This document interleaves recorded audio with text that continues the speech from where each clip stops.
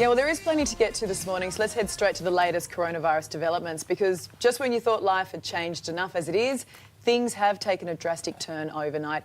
Here's what we need to know today. Major changes to our everyday lives are a matter of hours away, with new rules cracking down on food courts, beauticians, marketplaces and more. Family events like weddings, funerals will be dramatically scaled down. Barbecues are now off the table. Overseas travel won't just be not recommended, it will be completely banned. The Olympics is the latest major victim of the virus. It's officially been postponed. This morning we count more than 2,000 cases in Australia. 5% of those have recovered. New South Wales, Victoria and Queensland are the worst hit. And globally, cases have topped 400,000. Let's break down this rapidly changing situation with our reporters around the country. First, to the new restrictions the government ordered last night in Canberra. We're going to go straight to Jonathan Kersley, who is there. Jono, what's now banned? Simply just extraordinary. By just after midnight tonight, tens of thousands of people will lose their jobs. Plenty of businesses forced to close their doors. So let's run through those lists. Food courts, beauty parlours, tanning and waxing salons will be closed. Markets, but not in food markets, amusement parks and gaming centres will be closed. So too play centres, community and recreation centres, health clubs, fitness centres, auctions and open for inspections, all now on the banned list. House parties will be made illegal and we're being told not to gather in crowds outside. Here's the Prime Minister. It's very difficult to put a number on it, but the point about it is this. If you're gathering together in a group, say 10 people, together outside in a group, that's not okay. You can hear the strain in the Prime Minister's voice there, the seriousness of this situation. Australians will also be banned from travelling overseas. The National Cabinet will meet again tonight. And if you follow the path of each of these meetings, Ali, we can expect more restrictions to the way we live our lives. OK, thanks for the update, Jono. It's the end of the great Aussie barbecue, with our social lives now put on hold, basically. Let's bring in today reporter Ashlyn Kellis in Brisbane. Ashlyn, good morning to you. Plenty of events off the table now. Carl, for now, there'll be no birthday parties, no celebrations or gatherings in homes or parks. As you said, we can't even have a simple barbecue with our mates in the backyard. Our social lives are changing in every way imaginable. If weddings go ahead, they're to be with 5 people only. That's the couple, a celebrant and 2 witnesses. In what's going to be so devastating for some families in coming weeks or maybe even months, only 10 people can go to funerals. If people want to exercise, they can go for a run or a walk with a small group of people, preferably family members. Personal training sessions and boot camps can go ahead with up to 10 people, but social distancing must be applied. It's going to be such a lonely time for so many people. Carl, it seems more important than ever to check in with friends and family members, but for now, it will have to be via a message or a phone call, not in person. Ashlyn, thank you. Meantime, businesses and the real estate market are also taking a big hit with these new rules. Today, reporter Lara Vella joins us from Parramatta in Sydney's West. Lara, how will it work?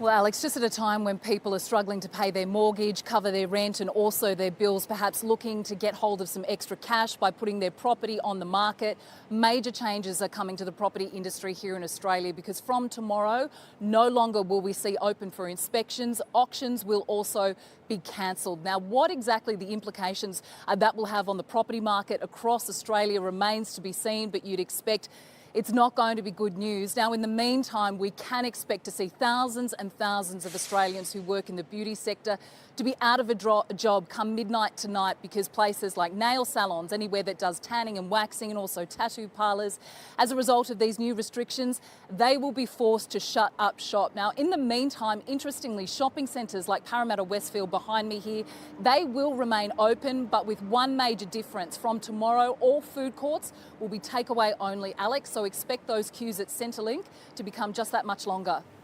Lara Vella there, thanks for the update. Things are moving quickly and a lot of people are saying they're confused and worried. Federal politics reporter Chris O'Keefe joins us now with more. And Chris, people, they're looking for clarity, aren't they?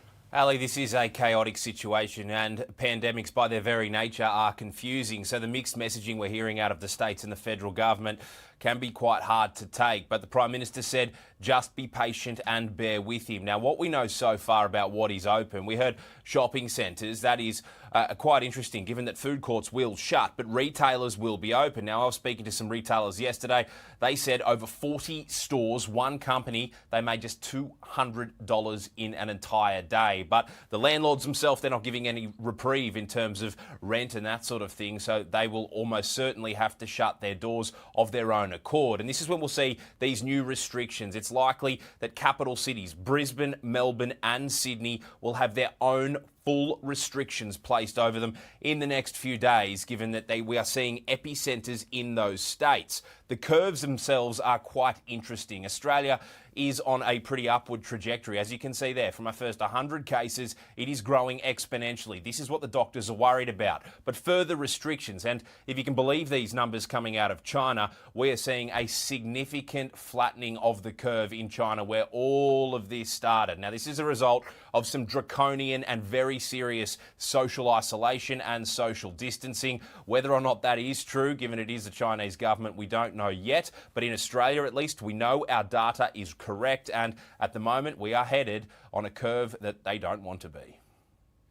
We are very worried about the rate of rise in the number of cases of coronavirus in Australia, particularly over the last few days.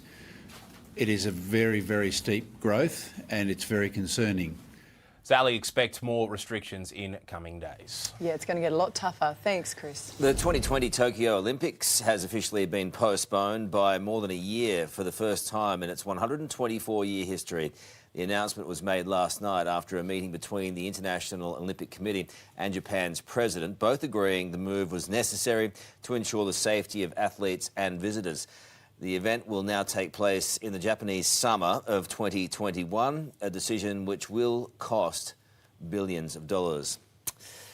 Beyond the health crisis, there is a growing unemployment disaster as long lines are expected to gather outside of Centrelink yet again this morning.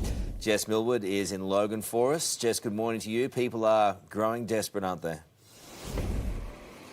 Good morning, Carl. They're desperate and they are frustrated. And as you say, we're expecting to see those long lines snake around suburban corner blocks yet again today. But importantly, we are being told to not come out, not to do that. One, to protect our health, and two, because existing customers with Centrelink will get their eligible payments automatically. This is the advice for the newly unemployed. Don't come into our offices, don't queue up. The number to ring is 132 850. You can understand the frustration though, because people trying to log on to the MyGov account are finding that it is crashing with 120,000 people trying to log on. Phone lines too aren't coping. Our major telcos admit they are buckling under all the extra pressure. Carl, Scott Morrison stood up in that press conference last night and said the scenes we have seen this week are reminiscent of just how great the need is. We are expecting 2 million people out of work as a result of this crisis. Jess Millwood, thank you. An 8th Australian has died from COVID-19. The woman in her 70s had arrived in Sydney on the Ruby Princess cruise last week. 3,000 passengers were allowed to disembark the vessel and travel around the country, with 130 now testing positive to the virus. No checks or anything by Border Force or New South Wales Health. And they just let us off the boat, gave us a sheet of paper telling us about self-isolation, and then left us to get home any way we could. There are now concerns for 8 more cruise ships scheduled to arrive in Sydney over the next week. Overseas now, where there's mounting pressure on both the US and the UK governments to stop the spread of coronavirus as the death toll continues to rise.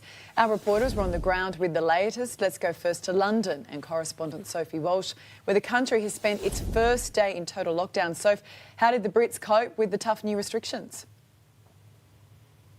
Well, look, most stayed inside their homes. We went for a little drive around central London this morning, and I tell you what, the streets were practically bare. Very, very quiet indeed. But there are some members of the community who still think that they are above the law, above this lockdown, and the London Tube this morning was absolutely jam-packed. Again, not a good look when we saw the UK record its highest number of deaths in one day, up 87, bringing the total to 422. The government has announced that they will open a new makeshift hospital next week here in London.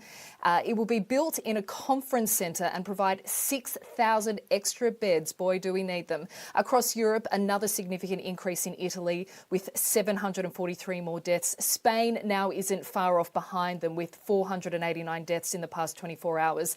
And they are also running out of room for the bodies. In Madrid, they have turned an ice rink into a morgue. No one is immune to this virus, including climate activist Greta Thunberg, who has announced that she has been self-isolating after suffering some symptoms, although she has since recovered. Ali? Yeah, well, it makes you realise that things are going to get worse here, aren't they, Soph? Thank you. Everything will be okay by Easter. That's the message from US President Donald Trump this morning, where, after 4 days of marathon negotiations, the Senate is still to tick off a massive stimulus package. Amelia Adams is in Washington, D.C. for us this morning. Amelia, is there any end in sight?